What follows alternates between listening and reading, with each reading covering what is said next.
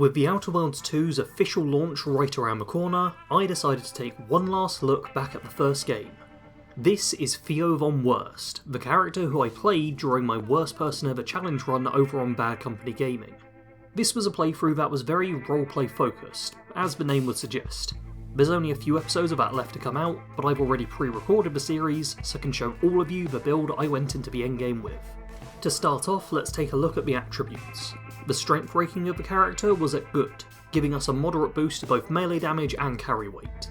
This isn't a melee focused build, though I do find it helpful to have a melee weapon equipped in the early game, and extra carry weight is always helpful.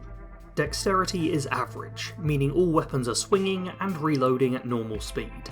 Intelligence is below average, because of course it is. This drastically reduces critical damage, which is bad, but also unlocks dumb dialogue options, which is kind of good. Dumb dialogue options are a lot of fun, and can sometimes even help you get through certain quests easier. Perception is high, resulting in a bonus 20% damage to headshots and weak spots. This nicely cancelled out the debuff from low intelligence, and also makes it more important than ever to get those headshots. Charm is below average, meaning you play worse with others. Companions will take more time to charge their special abilities, and factions will be much slower to trust you, but quicker to hate you. And finally we have Temperament, which is high. This is going to give you a fair whack of health regen, which has the potential to keep you alive between fights. Onto the skills now, where I'll just be discussing the ones I invested in heavily. The major skill of this build was long guns. This is going to cover all of our in-game weapons, and also comes with a host of benefits. With this skill maxed out, all your long guns will be noticeably more accurate, land critical hits a little more often, and deal drastically more damage, especially when attacking an enemy where they're weakest. The dialogue skills of both Lie and Intimidate will be the next two to focus on. With all your dialogue skills at 40 or above, you will have a chance to inflict special status effects when attacking enemies. The main reason to get these though is so that you can tell barefaced lies and bully people in conversation. You're trying to be the system's biggest jerk, and these dialogue options help you to do that.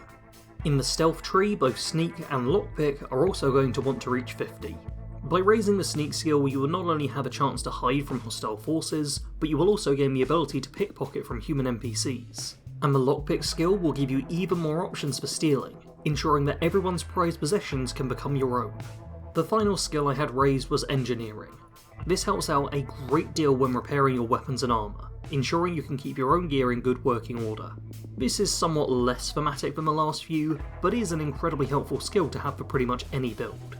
We'll now go over the perks for the build, starting at tier 1. First among these is Toughness, boosting your base hit points by half. You can die quite quickly in the first Outer Worlds if you're not careful.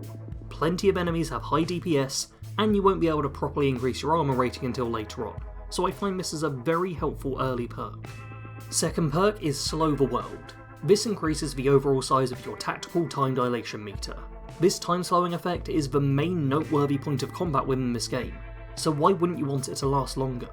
Quicken the Dead synergizes nicely with that by speeding up the recharge rate of your TTD meter. With these two perks combined, you can use your fancy slow time effect multiple times in most fights. The Pack Mule perk gives you an extra 50 points of carry capacity.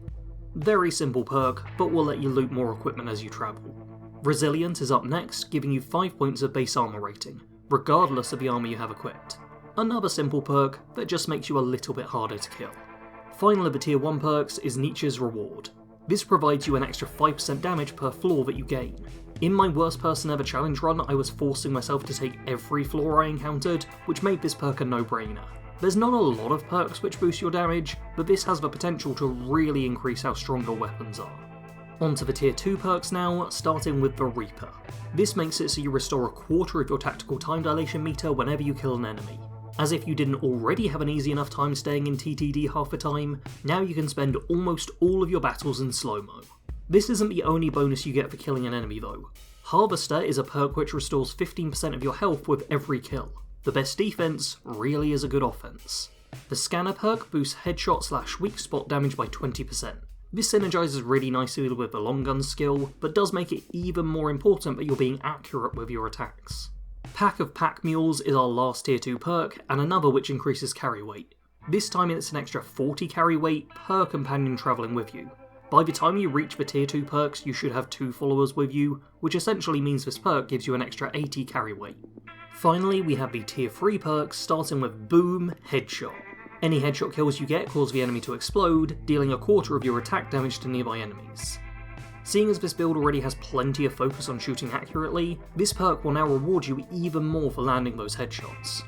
Don't Go Dying on Me is a perk that makes it so your followers can get back up and start fighting again. If your followers go down, then you can now use an inhaler to get them back up and fighting.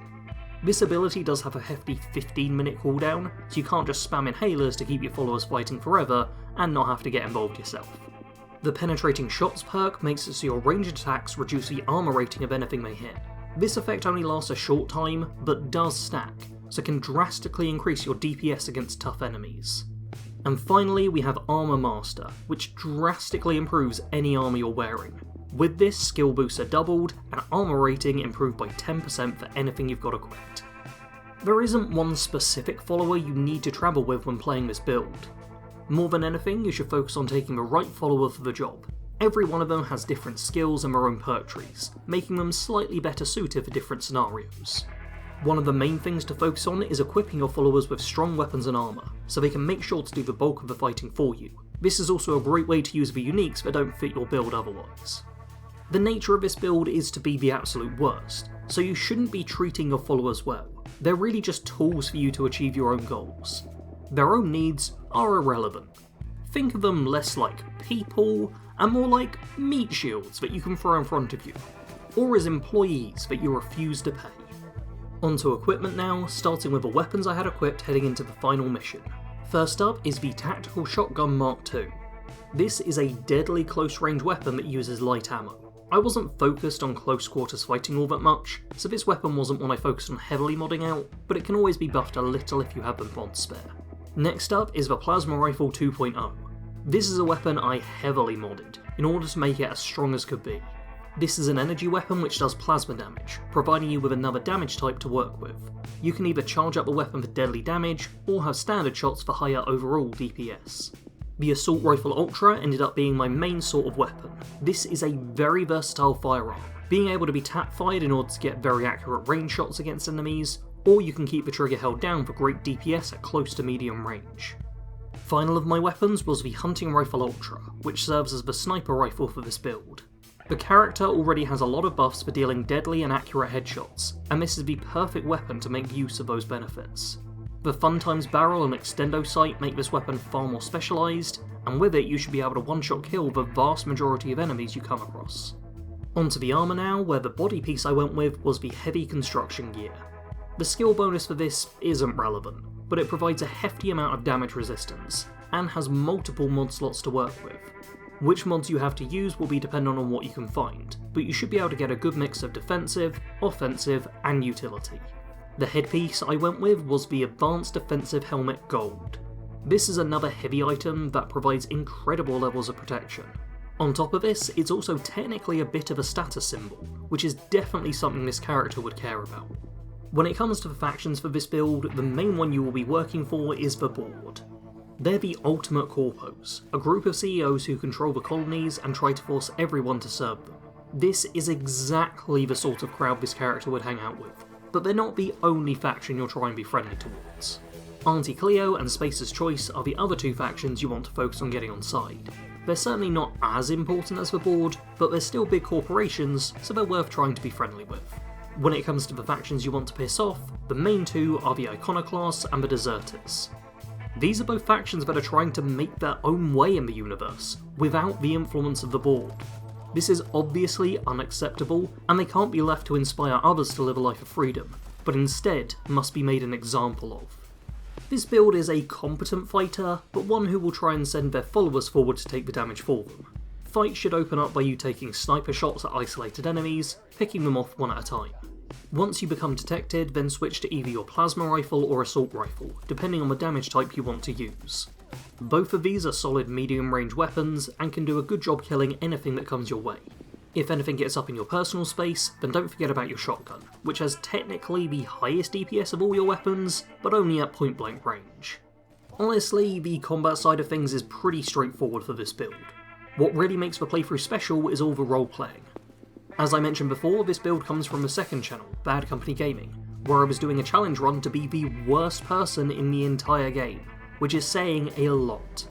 I didn't just play this as a genocidal maniac or as a standard dumb playthrough, but instead as more of an upper-class twit who's an absolute jerk and treats everyone like they're below him, but acts like corporations are the best things humanity's ever invented. You should be rude in conversations, try and manufacture the worst possible outcomes in quest for the best people, but still be a loyal corporate stooge who will sacrifice the entire colony if it increases profits for the business. If you want to see what this was like for me as I played through, then the playlist will be linked down in the description below. Theo Von Wurst was the son of a wealthy aristocrat back on Earth. He lived a life of luxury, and never needed to do anything. His every requirement was met, and he never worked towards anything in his life. He did end up with a job as a bureaucrat, denying work permits to those he considered to be of bad breeding, and letting through anything from his upper-class chums. In the office, he was feared by many of the regular employees, as he seemed to find great joy in tormenting them regularly. He had a keen eye for spotting the flaws in others, and would loudly discuss any potential insecurities of his co-workers in the break room for all to hear. His standing in the company was incredibly high, despite never working hard to get things done, as the influence of his family ensured he had the boss's ear and could never be fired. It was with great joy that his fellow paper pushers heard the news that he was to head to the Halcyon colony. He had seemed to get it in his head that a new system needed proper aristocrats to tell the lower classes what to do, or who knows how they would mess things up. He decided that he would head to this new territory and ensure things stayed just the way they were meant to be. However, things don't pan out for the colony ship of the Hope, and he doesn't wake up until a crazed scientist defrosts him. All that time in cryosleep did nothing to improve him as a person, and upon waking he is disgusted to find himself on some backwater planet, slumming it with the peasants. His sole goal from this point will be to return back to the life he was born into, and he will lie, steal, and murder anyone in order to retrieve his comfortable life. So that was my Outworlds build for the worst person ever.